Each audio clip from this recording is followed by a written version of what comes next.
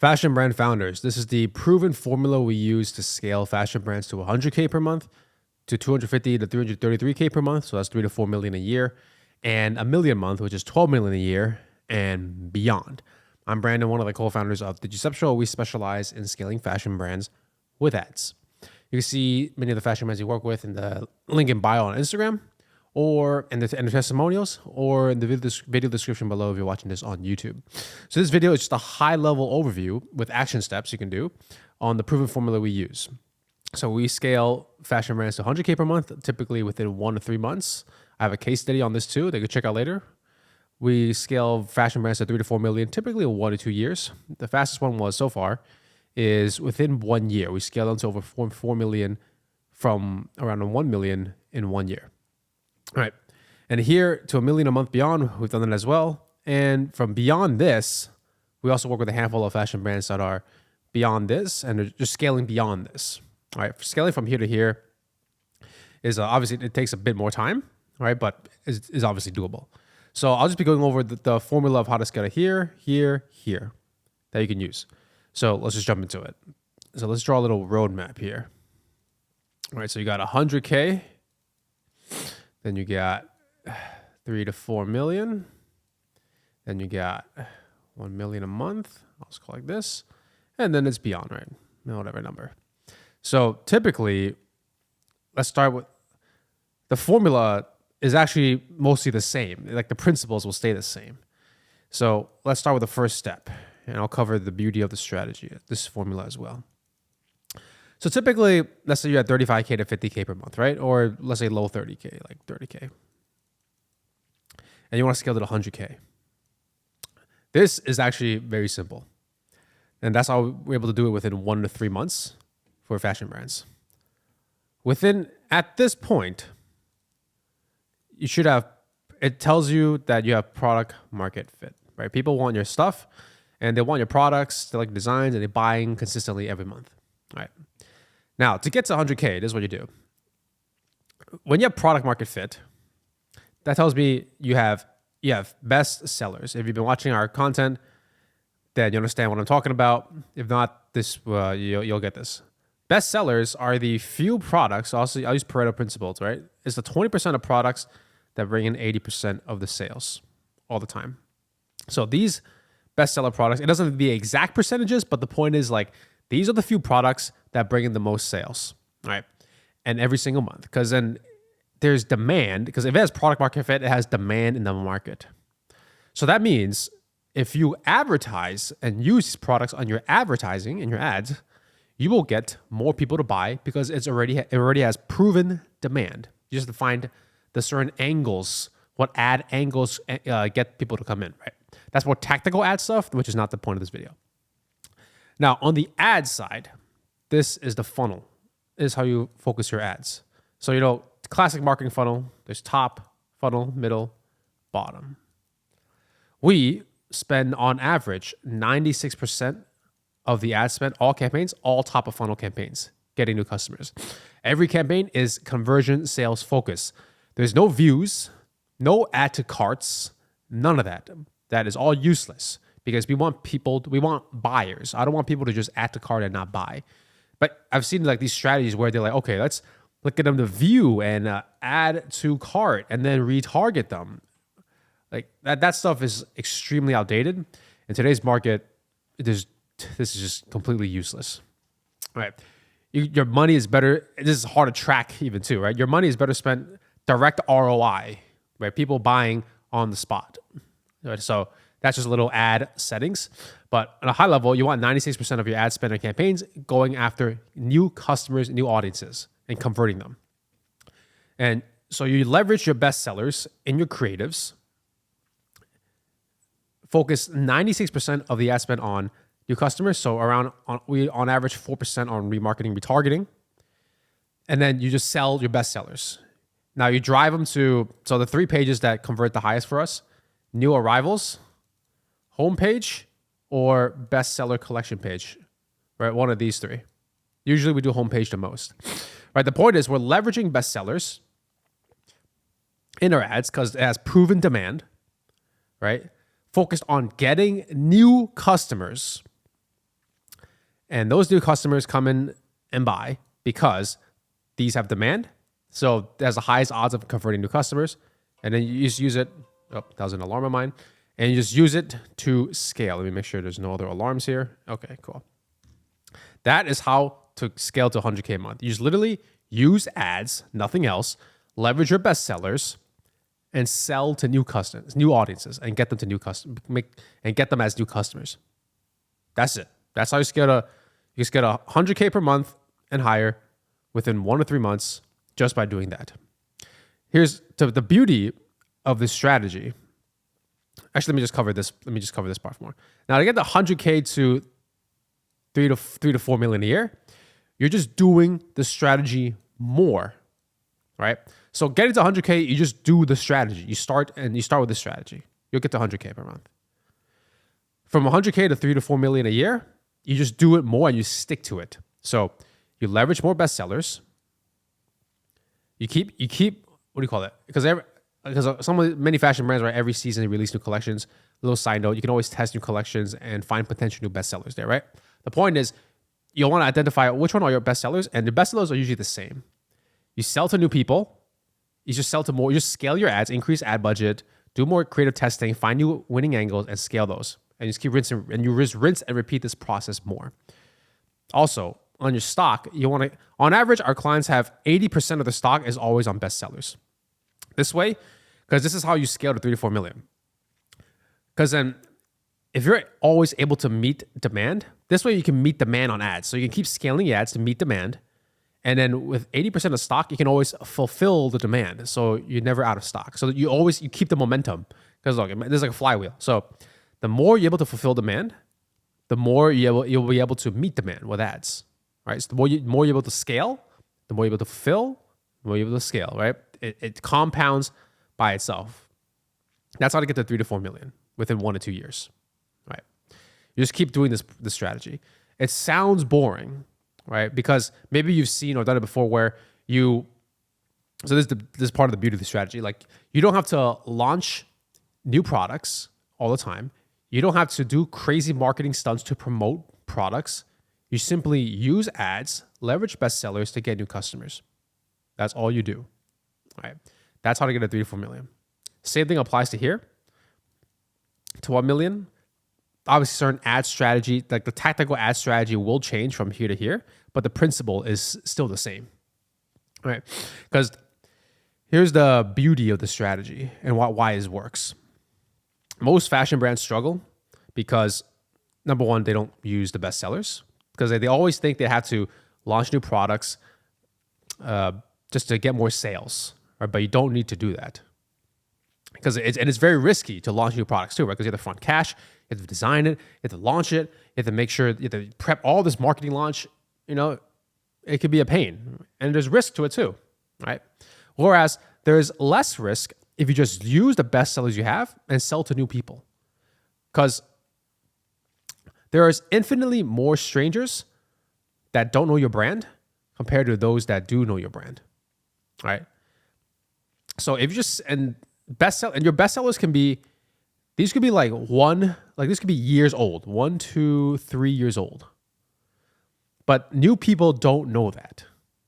All they know is, okay, this product is awesome. They like it. They like the design. They think it looks cool. Whatever the reason is, they buy it. All you have to know is there's demand. People buy this, right? So you just advertise it to new people, and you'll get more people to buy, right? They don't care if you released it 3 years ago. They don't care if you released it a year ago. They just see there is just demand, and they buy. That's it. There are brands I work with that are at $1 million a month and even more that we're helping scale.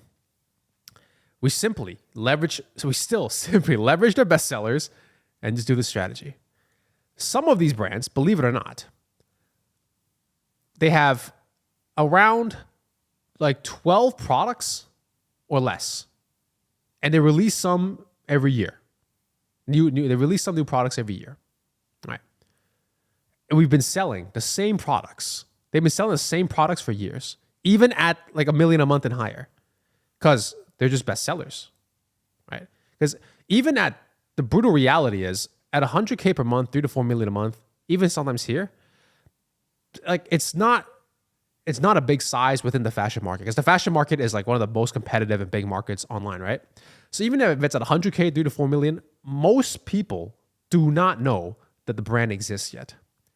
So that means you don't, so that goes back to my point. So you just take, once you already have proven demand, you just rinse and repeat this strategy. Okay, you're at 100K, 3 to 4 million, and 1 million, and even beyond, right? Because most of the market does not know the brand exists yet. I just want to hammer that, right? So you just literally use your best sellers and scale. Focus on getting new customers, not remarketing, retargeting.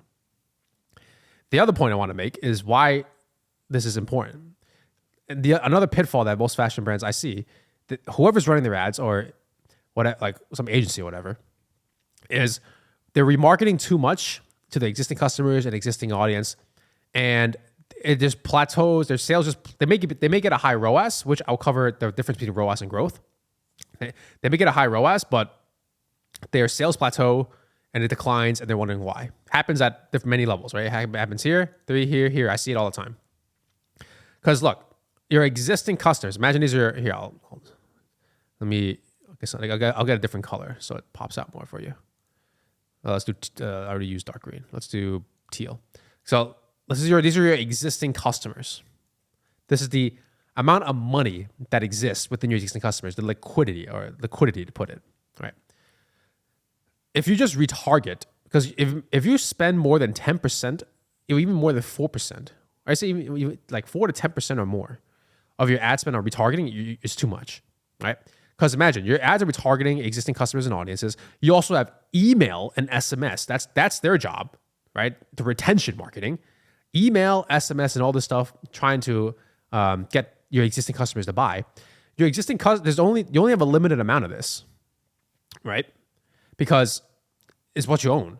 And there's only a limited amount of money that exists within your existing customers, the liquidity, because they don't have, their wallets aren't unlimited, right? They have to buy food, they got to pay rent, they got to do this, right? They're not just spending it on fashion. They don't have unlimited bank funds. So if you're just retargeting and remarketing and not focused on new people, and you have email, SMS, and all that stuff, you'll dry up, you'll exhaust your existing audience and customers very quickly. Meaning their liquidity, they can't spend at the rate that you're advertising to them, right? So that's why sales plateau, right? And then they eventually decline, because then you may get short-term uptick if you focus on retargeting and marketing with ads. Like, oh, ROAS is great, but then at a certain point plateau, because then they're getting exhausted, and the sales decline while your marketing cost is going up, and you're wondering what's happening. That's why.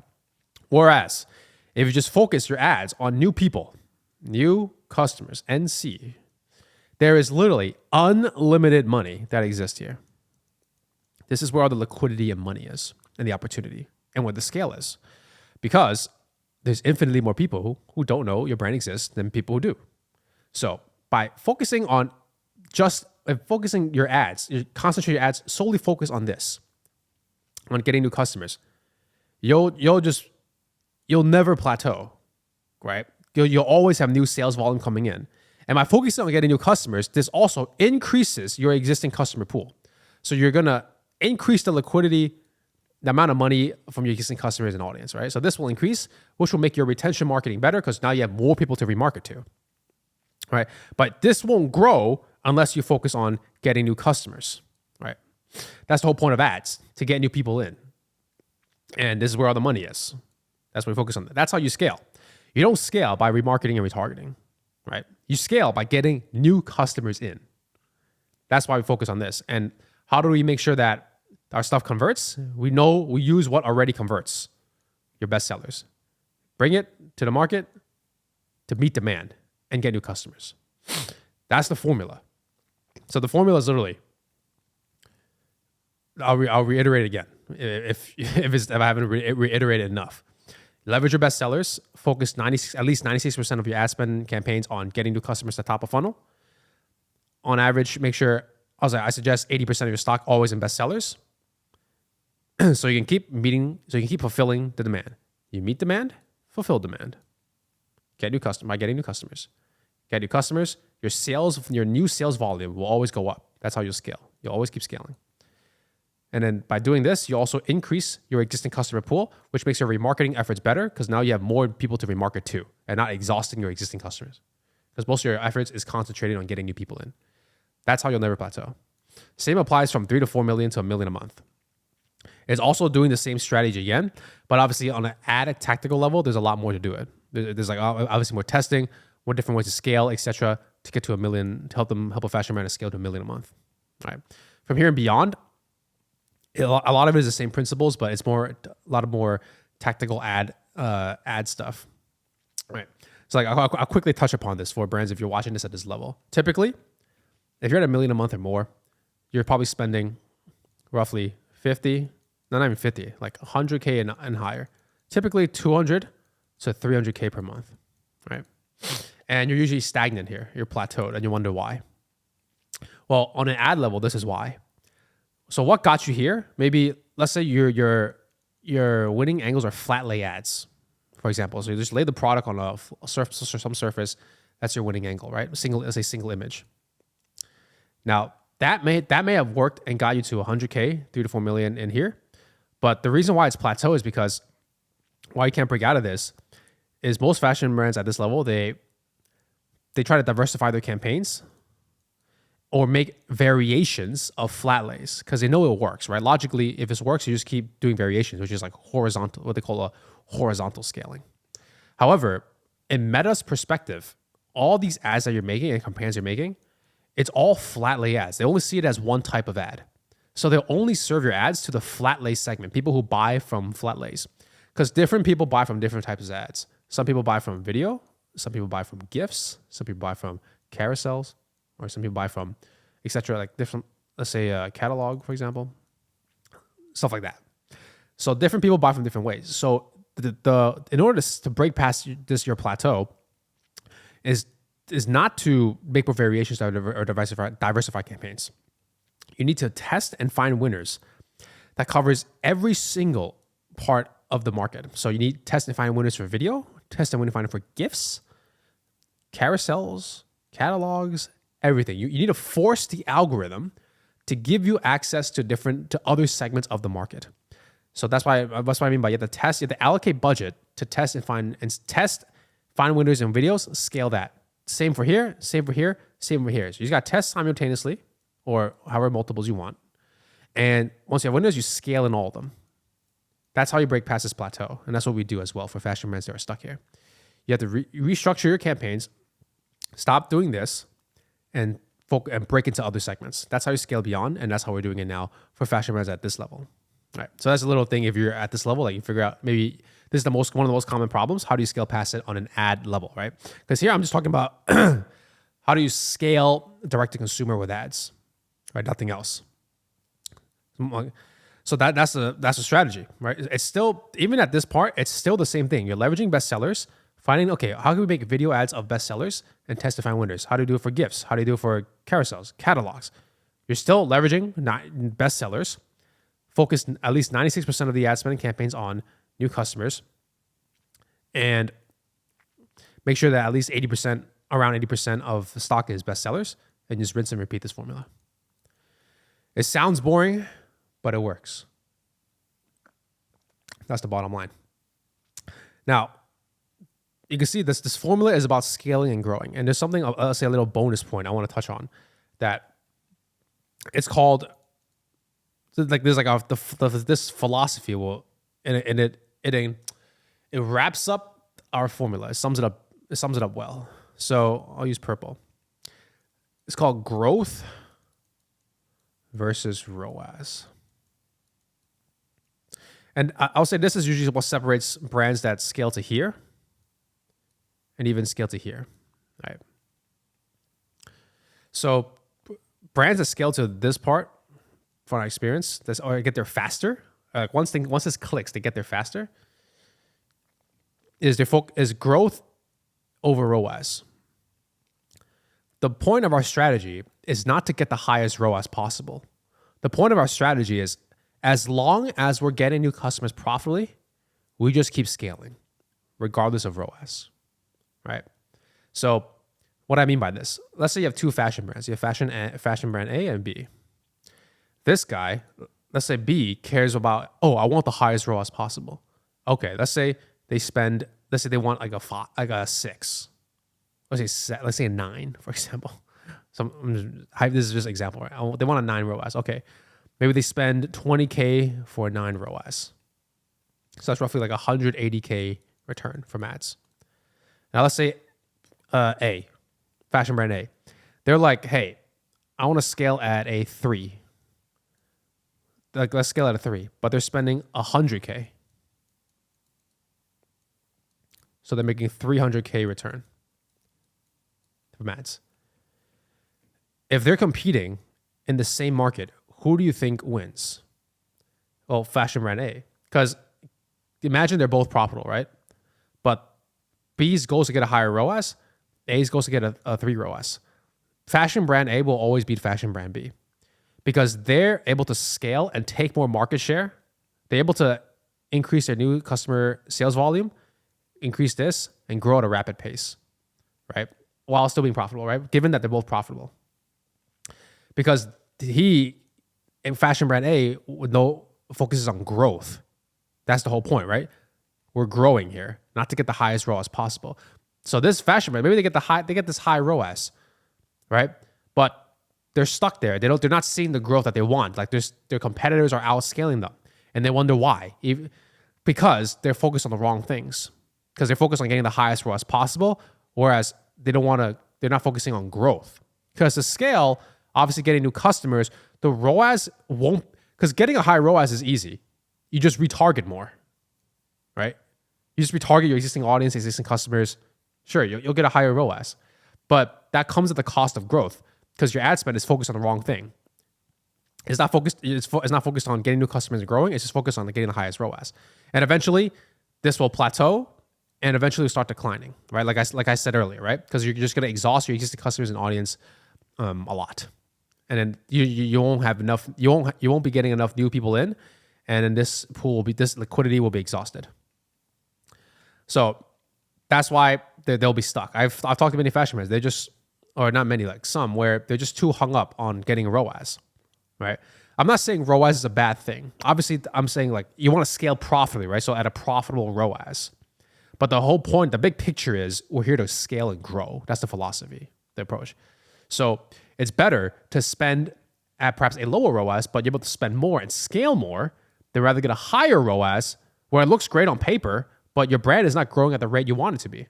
And your competitors are just lapping you and not scaling you because they focus on the right thing, right? That's the difference between growth and ROAS, right? Obviously, getting new customers to buy is harder than getting existing audiences and new existing customers to buy. It's because they're already part of your brand. But where the massive growth and money is getting new people to buy. So even though your overall ROAS may be lower, right? So it's still profitable, right? So it's not, because these are just examples, because you still have to scale profitably. That's a given. But I'm just talking about ROAS here, right? So like your ROAS may be lower than compared to someone who's just retargeting more, but you'll be seeing more growth and you'll actually just be making more money, right? Because then if your brand is scaling at these amounts and you're profitable, your profit will be more than someone who just focused on retargeting. Like you will eventually outscale them. It's just math. It's just how it works, right? So like you look at here, this guy's making, let's say, you subtract 60K in profit, right? I'm just 60K in profit. Let's say they're all profitable, right? Like I'm saying the ROAS, let's say these ROAS covers like all the online variable costs and all that stuff. Okay, so 180K minus 20K, that's like 160K, right? Here, 300K minus 100K is 200K profit here from ads. Yeah, this guy still makes more, even though his ROAS is lower. But that's just not the point. But that's just from ads too. Now he has all these existing customers he can remarket to. Boom, more profit, right? Because he already captured them. That's the engine, right? So on the front end, you just keep capturing new customers, and which grows the overall business because your new sales volume, you're growing, you're profitable, you're increasing your existing customer base, which allows your remarketing to make more money from it too. That's how you scale. So like that. I hope this makes sense, right? Just to quickly summarize, the point with ads is to grow, not to get the highest ROAS possible. And as long as you're scaling profitably, You could just keep pushing. You could push your ROAS to go lower. It's okay as long as you're profitable, right? Whatever level you're comfortable with, because the point here is to scale and get new customers, not to get the highest ROAS possible. You can do that by retargeting. That's useless. Looks cool on paper, but it's just bullshit, right? So to summarize, to scale to 100K per month, you literally just do the strategy. Find your best sellers, 96%, getting new customers. Make sure your best sellers are always in stock. I recommend at around 80%, so you can always fulfill demand. The more you push, the more you fulfill. Scaling to 3 to 4 million, you're just repeating. You stick with the strategy and you just do more of it. It sounds boring, but you just do more of it, right? So this is just more ads, like scaling, like increasing ad spend, creative testing, but still using your best sellers. Focus on getting new customers, making sure your best sellers are in stock. Same thing here, right? So this is the formula. All right. Hope you enjoy my drawings and I hope it drives it home. So that's the formula that we use to help fashion brands scale to 100K per month, 3 to 4 million a year, $1 million a month, and beyond. If you have any questions or comments, you can leave it in the video description or in the video below. If you want to see more tactical of exactly how we do this, I have plenty of case studies where it's like 100K per month, scale it here, right? I have case studies that cover all of that. So you can see more tactical like breakdowns of what we do. This is more like high level proven formula, right? So yeah, check it out if you like. If you want more actionable fashion content that you can use for yourself, you can check out the rest of our social media channel. If you're interested in working with us in our Instagram, you can either DM us or book a call with the link in bio. If you're on YouTube, you can book a call with the video description, and I'll see you in the next one.